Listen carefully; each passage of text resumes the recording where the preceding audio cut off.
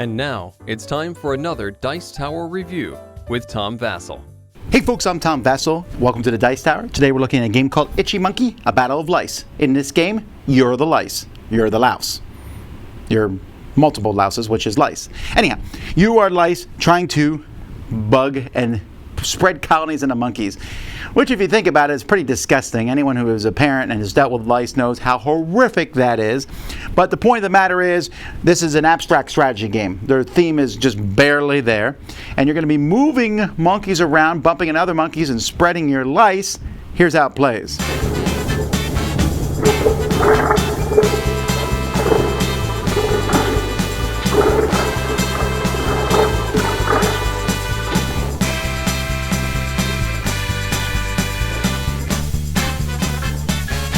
At the beginning of the game, you're going to place monkeys on spots on the board. There's variants where you can use monkeys that have special powers, and you even have wild monkeys that you can place on the board instead. And what players are going to do, they're going to start with a queen, which is a large spot like this, and a couple of their lice on one of the spots on the board. They have to be in different rows and columns. And you're going to pick one of the monkeys. What you're trying to do is you're trying to have a colony, which is 3 lice, on either 3 gorillas, 4 of the same monkey, or all 5 of the different primates. So if you pull that off, you win the game. So at the beginning of a player's turn, the first thing they're going to do is spawn. And so they're going to look where they have it. If you have no queen on a space that you decide to spawn on, you add a single worker to that space. If there's a queen there, you'll add 2 workers. If there's 2 queens, you'll add 3. 3 queens, you'll add 4. You, at any point over the course of the game, you can always change 6 lice into a queen. You then pick an action. The action is going to be jump, bump, or nitpick. Jumping is pretty simple. You pick 1 or more of your lice and jump to an adjacent spot. If your monkey is there, if there's lice on that spot, you could go there, but you need to have a power stronger than them to replace them and kick them off. You can also bump, and that is to take a spot where you control a monkey and slide them down in a horizontal or vertical line till you hit the edge of the board or another monkey, and then you can pop off onto a spot, just like the jumping action. And then you have nitpick, where you can pick a monkey that has 5 or more lice of an opponent and just pull them all off, including any queens if they're there, and throw them back in a supply. That's it. That's the rules. You're going to be spawning, moving, possibly sliding around the board, and jumping around, or just getting rid of your opponent. Now, there are special abilities for each of the monkeys if you so desire. And, like, for example, when you jump from orangutan, you may move 2 lice to an adjacent monkey instead of 1. Normally, you can only move 1 in a jump move. And here, the orangutan lets you move 2. Here, if you have a queen on a lemur, you can exchange 3 for a queen. So just things like that. That's the whole game. The artwork on the monkeys is cute and funny, and it's interesting, when you have the different types of monkeys, even then, they have different art, which I like.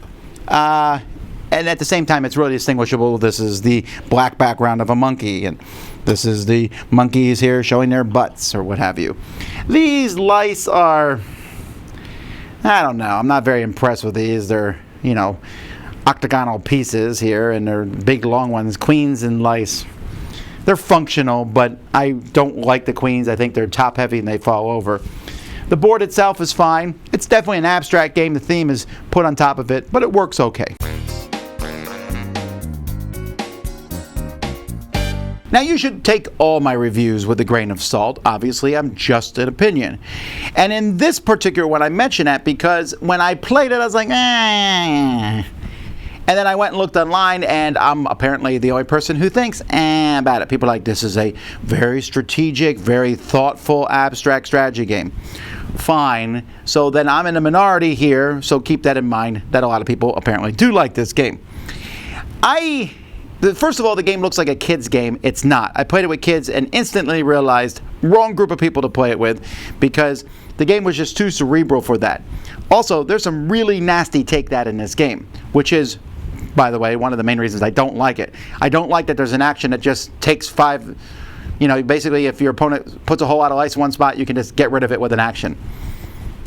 don't find that interesting. In fact, I don't find the game interesting at all. You're kind of spreading out, trying to control regions on the board and slide them around and bump.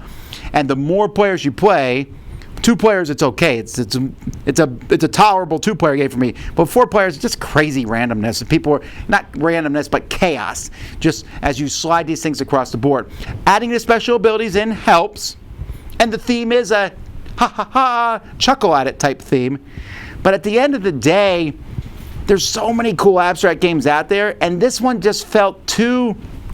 You have to like step away from the board and look at it from a distance, in a sense, because you were growing and then spawning and trying to control things. But your opponents are growing and spawning and trying to control things also. In a multiplayer game, what ends up happening is we kind of beat down Susan, and then Susan and me beat down Bob, and then Bob and Susan beat down me, and you stop each other until one person manages to sneak in I got the 3 gorillas when no one was looking, or what have you. I don't know. I think, again, it feels like it was meant for 2 players. In a 2-player game, it's better, but at the end of the day, I just found it kind of boring. I put some lights out, then I slide across the board and drop them off. There wasn't a lot of tension in the game. At a certain point, you're like, oh, I can't really stop them. They have way more lice than me, and of course they're making sure they stay below that threshold where I can just blow up one of their spots.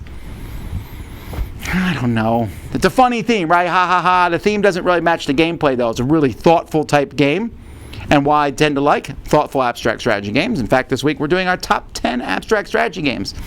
Itchy Monkey is not going to be on my list in that manner, and I think this is one of the times where the theme actually does it an injustice, because people are going to look at it and think it's a fun, silly game, and it's not. And then when you play it, I don't know that the combination just feels like most people wouldn't like that combination, like that attack in your face and hit you and take that, and then slide around the board and try to build up your colonies. I don't know. It was just, for me, it didn't work at all. But again, like I said, go check out other people's opinions on it, because I'm much in the minority here.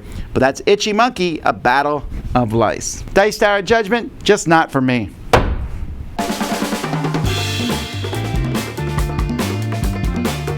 Thanks so much for watching another Dice Tower video. If you enjoy our videos, subscribe to the channel for more fun, comprehensive board game coverage. Also, consider joining us at one of our events. Come to Dice Tower Retreat, a small, intimate gathering where gaming is king. Join us for Dice Tower Cruise, the largest board game cruise.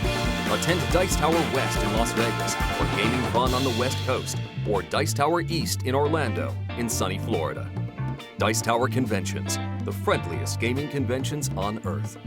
I'm Eric Summerer, and you've been watching The Dice Tower.